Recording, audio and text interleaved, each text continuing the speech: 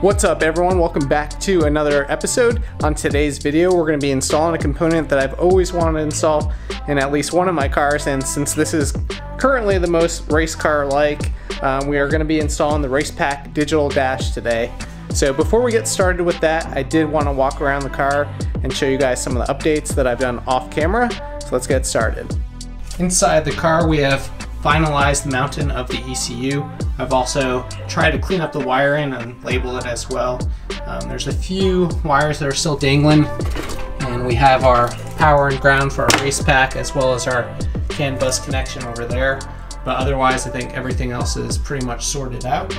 And then back here we've also finalized the fueling setup. We have our fuel cell, and then we have our surge tank right here. We have a DW250 as our lift pump, and then a 350 as our feed. And then we have our return from the fuel rail coming back to the surge tank, and then an overflow going back to the cell. All right, with that out of the way, we could begin with the installation of the Racepak. The first thing that I'm going to do is remove the stock cluster, get that out of the way, and see what we're working with.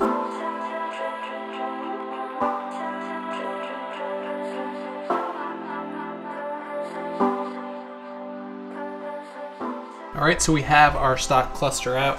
What I want to do is trace the outline of this onto some MDF board, and we're going to use the same mounting points that this cluster is supposed to have. As you can see, we have a few broken, but we have 3 tabs right here.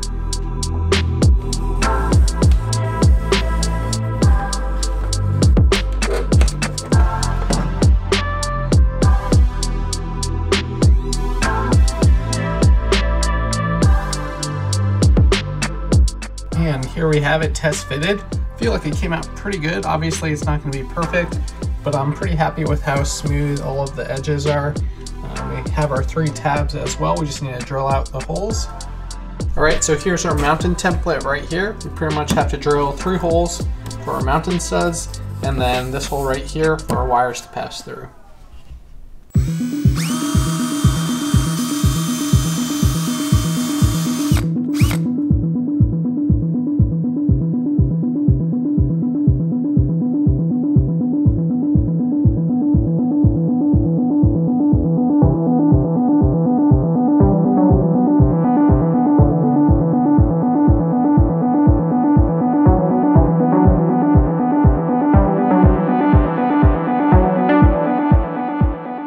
Alright, so now we're going to get started on the wiring. I have our Racepak diagram, and then I also have the pinout from this car. So this basically shows all the connections going in and out of our cluster. So I'm going to match up all of the wiring to the Racepak so that we'll have that OEM type functionality where it'll show that when the headlights are on, when the turn signals are active, that type of thing. First thing I'm going to do is just go through the harness that comes with the Racepak and just label and set aside the pins that I'm planning to use, and then we'll match that up with our wiring from our stock cluster.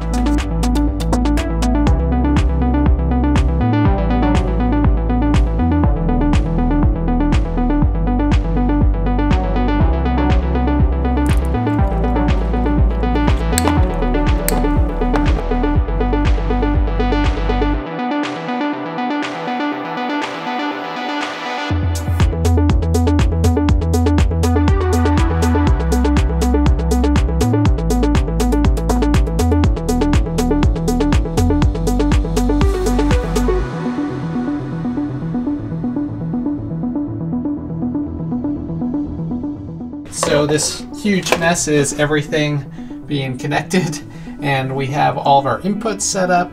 We're going to pass through a bunch more parameters through our CAN interface. We also have our dedicated circuit right here for instruments, which is going to power the Racepak, as well as a few other gauges that we'll set up later. But before we clean all of this up, I did want to connect our harness to our Racepak and make sure everything looks okay.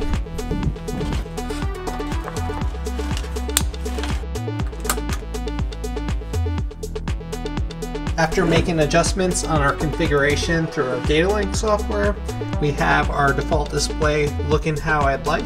We have our RPM, disabled our gear indication for now, AFR right here, battery voltage, IATs, and then our coolant temp. So this looks good to go. The next thing that we're going to do is install our GPS speedometer. That way we'll have some information for this miles per hour area right here. Here is our VNET GPS module along with our GPS receiver right here. So let's talk about what VNET is real quick. It's basically Racepak's proprietary way of gathering information from sensors and inputting it into their format, which this dash can display. The way that it works is you have a bunch of these VNET sensors and you could basically stack them or chain them together, and that plugs into the dash itself right here, and it has this little cap currently, which means that this is the end of the chain, so to speak. So this is the termination cap. If you were to add more sensors, you would basically chain all of these together and then complete it with that cap that's currently on the dash. For our purposes, we're just going to be using a VNET sensor for the GPS. I think now it's just time to try it all out. We'll turn the car on, make sure everything displays properly, and after that we can start cleaning up.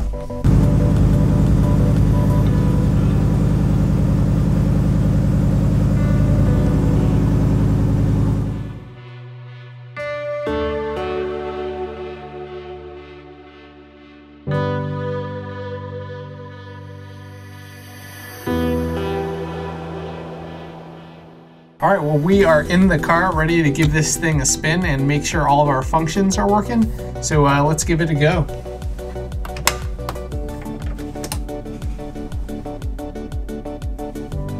All right, so we'll start with our high beam. Nice. We'll turn on our headlights and make sure it dims. Sweet. Try our left turn signal. Right turn signal. And we'll release the parking brake and reapply. Sweet. Looks like everything is working properly. And that's going to be it for today's episode. I'm super pumped with how the Racepak install went, but let me know what you guys think below. It was pretty easy to install. I'm in love with how it looks as well as how easy it is to configure. Everything is pretty much at my fingertips in terms of displaying the parameters from the engine, which I love. Hopefully you guys have a happy new year. I'll catch you in the next one, and I'm gonna leave you guys with some shots of the Racepak. Peace out.